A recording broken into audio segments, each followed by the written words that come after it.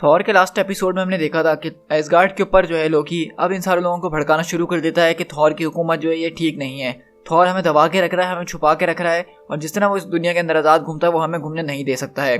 और इस तरह वो वहाँ पे बाल्डर के कान भरना शुरू करती है और उसको एक राज बताती है कि दरअसल वो थॉर का दोस्त नहीं बल्कि वो ओडिन का बेटा यानी कि थॉर का हाफ ब्रदर है, और इस तरह से एसगार्ड के ऊपर उसका भी उतना ही अधिकार होगा जितना थॉर का है।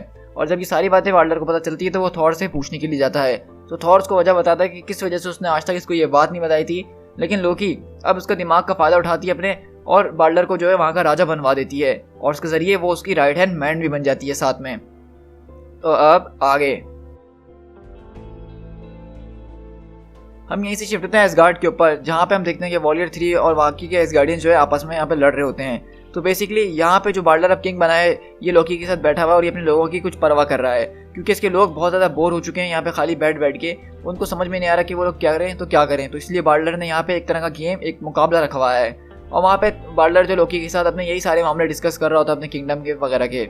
और दूसरी तरफ हम शिफ्ट होते हैं यहाँ पे डोनाल्ड ब्लेक की तरफ, यानी थॉर की तरफ, जहाँ पे वो एक रेस्टोरेंट के अंदर बैठा होता है, किसी से मिलने के लिए आया हुआ होता है, और वेटर आके वहाँ पे बोलता है कि वेरी गुड सर, आपको ये जगह मुझे लगता है पसंद आई है, तो क्या चाहते हैं कि मैं आपकी स्टेक कहीं ले जाके रख दूँ।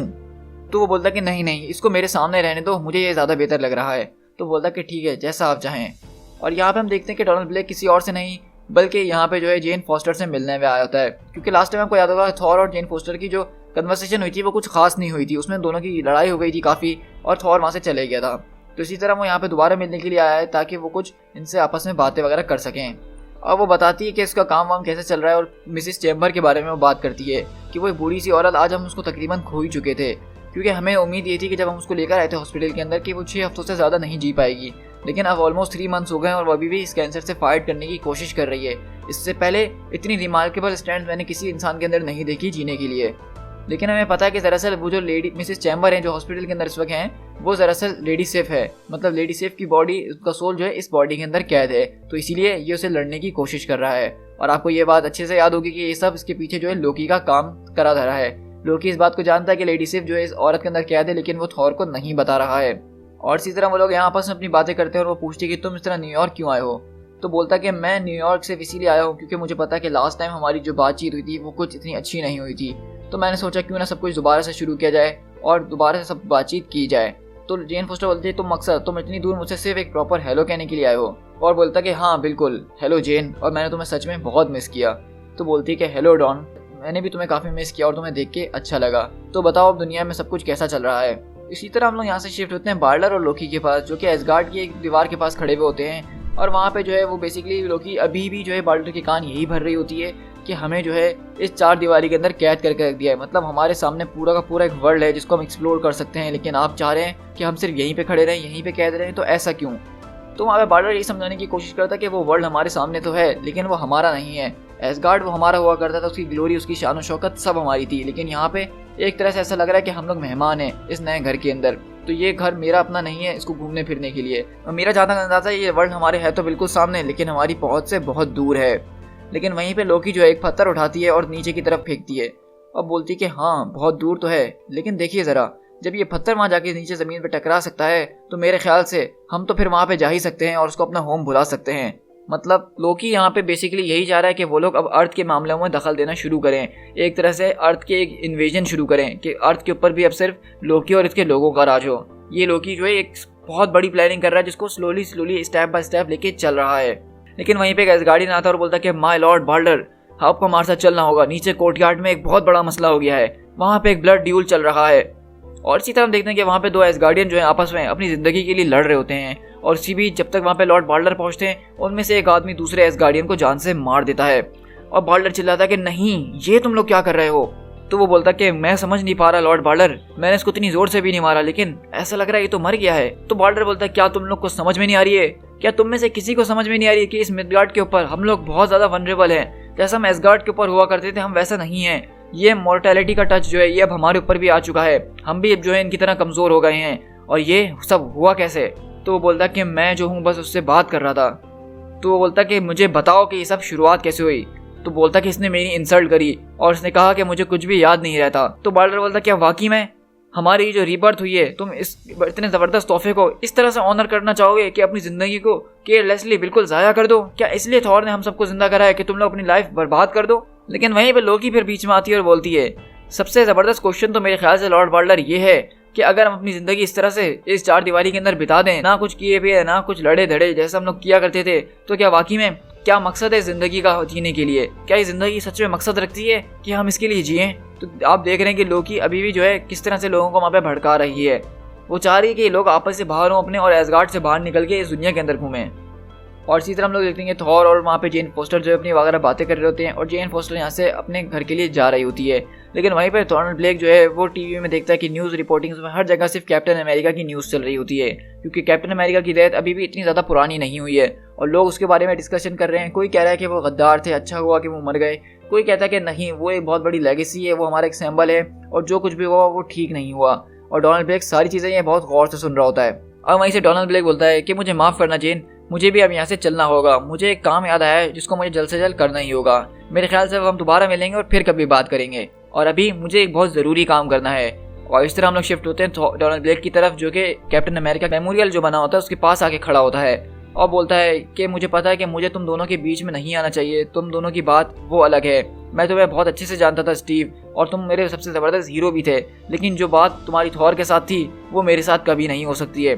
तो इसीलिए मेरे ख्याल से अब तुम दोनों को आपस में बात करनी चाहिए और मैं यहाँ से चले जाता हूँ। और इस तरह डोनाल्ड ब्लेक ज़मीन पे अपनी स्टिक मारता है जिससे वो थॉर के अंदर ट्रांसफॉर्म होता है। और थॉर बेसिकली यहाँ पे कैप्टन अमेरिका को मिलने के लिए आया है। थॉर वहाँ पे बोलता है, धूल, मट्टी, डेथ और एम्प्टीनेस, यहाँ तो तुम्हारी किसी चीज़ का नामो निशान तक नहीं है।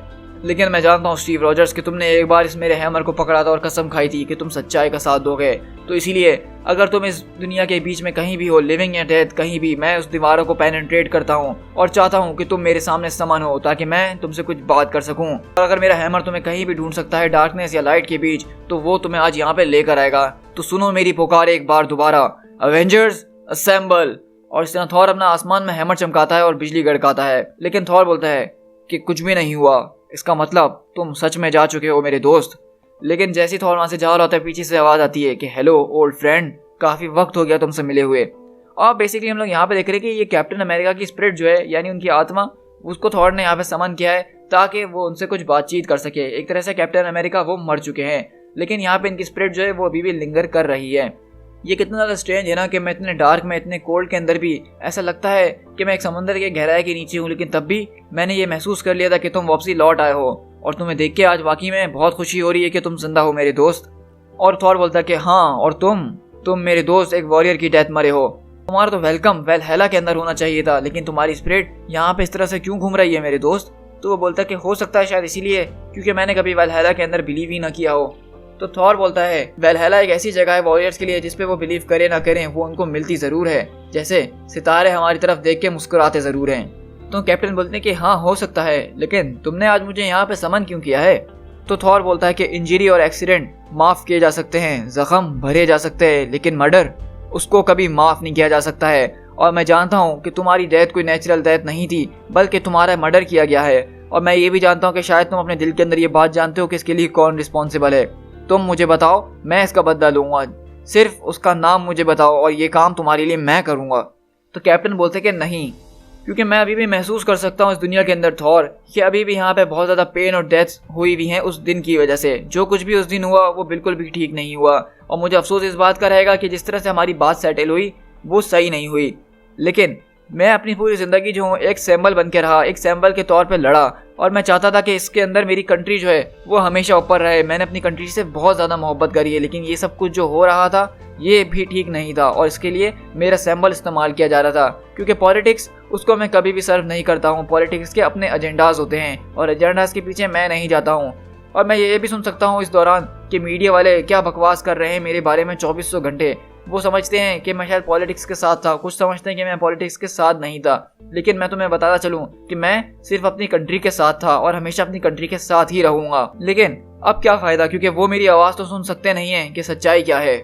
थॉर बोलता है कि मुझे लगता है कि मुझे अब तुम्हें वापसी भेज देना चाहिए, क्योंकि कुछ दरवाजे ऐसे हैं जिनको ज़्यादा देर खोलना मुझे भी ठीक नहीं लगता है मेरे दोस्त। मैंने जो है काफ़ी ज़िंदगियाँ गुजारी हैं, काफ़ी साल, काफ़ी सेंचुरीज गुजारी हैं स्टीवन, और बहुत सारे लोगों के साथ, लेकिन जो मज़ा मुझे तुम्हारे साथ लड़कर आया है, तुम्हारी दोस्ती निभाकर आया है, इससे पहले मैंने कभी ऐसी दोस्ती और ऑनर अपनी ज़िंदगी में महसूस नहीं करा है। मेरे दोस्त, तुम जहाँ रहो सुकून से रहो इस दुनिया के आखिर तक। तो कैप्टन अमेरिका बोलते हैं कि तुम भी मेरे दोस्त, तुम भी, गुड बाय। और इस तरह हम देखते हैं कि कैप्टन अमेरिका की स्पिरिट वहाँ से चले जाती है। और इसी तरह हम दूसरे पल शिफ्ट होते हैं जहाँ पे टीवी शोज़ वगैरह चल रहे होते हैं और अभी भी यहाँ पे यही बात हो रही होती है कैप्टन अमेरिका के रिलेटेड, क्योंकि यहाँ पे इस वक्त कॉमिक्स के अंदर 2008 का टाइम चल रहा था और इस वक्त अमेरिका के अंदर 2008 के अंदर इलेक्शंस हो रहे थे। तो वो लोग यहाँ पे यही बातें डिस्कस कर रहे होते हैं। अगर कैप्टन अमेरिका आज यहाँ पे मौजूद होते तो वो किसको इलेक्ट करते, वो बराक ओबामा को करते हैं क्या या बुश को करते हैं। और इतनी सारी बातें चल ही रही होती है, लेकिन थॉर अपना म्योनिर घुमाता है और सीधा स्पेस की तरफ जाता है। और स्पेस में वो एक सैटेलाइट के ऊपर खड़ा होता है, जिससे वो अपना हैमर चमकाता है और उन सारी सैटेलाइट्स को ख़राब कर देता है। इससे होता ये कि जितने भी टेलीविज़न के ऊपर शोज़ वगैरह आ रहे होते हैं वो सब ख़राब हो जाते हैं, क्योंकि सैटेलाइट्स में डिस्टर्बेंस हो जाती है। इस तरह रेडियो वगैरह सब कुछ बंद हो जाता है। और वहीं हम शिफ्ट होते हैं एसगार्ड के अंदर, जहाँ पे वो आदमी अभी मरा है, उसकी फ्यूनरल हो रही होती है। और वहाँ पे वॉरियर्स 3 वगैरह बात कर रहे होते हैं कि ये कितना बुरा है, ये एक वॉरियर के लिए कितना शेमफुल है कि उसकी फ्यूनरल इस तरह से हो रही है। हम लोग तो खुले समंदर के अंदर किया करते थे। वहीं पे लोकी बोलती कि अलार जो था इनमें से पहला था, लेकिन आप ये बात जान लीजिए माय लॉर्ड कि ये आखिरी नहीं होने वाला है। हमारे लोगों के दरमियान फ्रिक्शन पैदा होना शुरू हो चुकी है। चाहते हैं कि उनको फ्री किया जाए, उनको रोम किया जाए, उनको एडवेंचर्स दिए जाएं। इस तरह से कैद करना ये इनके लिए नहीं है। ये सिर्फ कुछ वक्त की बात है कि किस तरह से सारे एक दूसरे के ऊपर फॉल अपार्ट होते हैं और ये सब चीज़ें बहुत बुरी होने लग जाएंगी। बाल्डर बोलता है कि मैं तुम किस कैद की बात कर रही हो लोकी, मुझे तो यहाँ पे कोई सलाखें नजर नहीं आ रही हैं। तो लोकी बोलती है कि वाकई में लॉर्ड बाल्डर आपको यहाँ पे कोई सलाखें नजर नहीं आ रही हैं, तो इसका मतलब आपने अभी तक थॉर के दिल को जाना ही नहीं है। वो एक कहावत है ना कि जैसा बाप वैसा ही बेटा। तो थॉर भी जो है सेम वही गलतियां आप करने जा रहा है कि जो कि कभी उनके फादर ने की थी। वो हर चीज़ अपने कंट्रोल में रखना चाहता है। वो चाहता है कि हर कोई उसके मुताबिक चले, उसके हिसाब से चले, जबकि थॉर भी अपनी जवानी में अपने बाप के हिसाब से कभी चल नहीं पाया और वह हमेशा मिडगार्ड वालों की मदद करने के लिए अपने बाप की इजाज़त के बगैर आया करता था।